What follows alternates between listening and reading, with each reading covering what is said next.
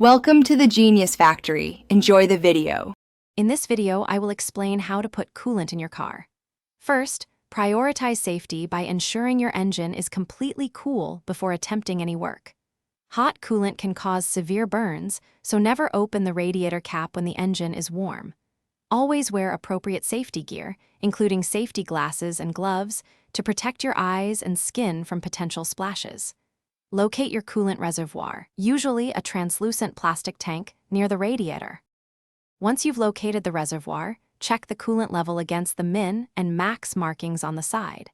If it's below the minimum line, it's time to add more. It's crucial to use the correct coolant type for your Chrysler 300. Typically, this is an OAT organic acid technology coolant. Refer to your owner's manual to confirm the exact specification.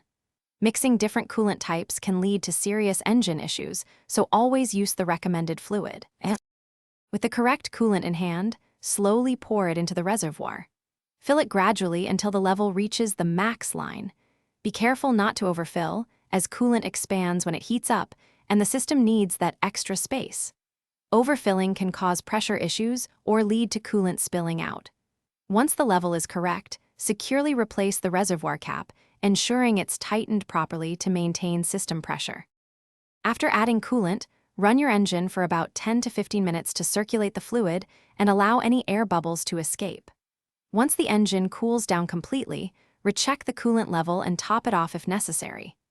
Regularly inspect your hoses and connections for any signs of leaks or wear, which can indicate a problem. For other great deals, and to make meal prep easy with leak-proof containers, check the link in the description below. Consistent maintenance helps keep your Chrysler 300 running smoothly. Thanks for watching. If you found this helpful, don't forget to like and subscribe.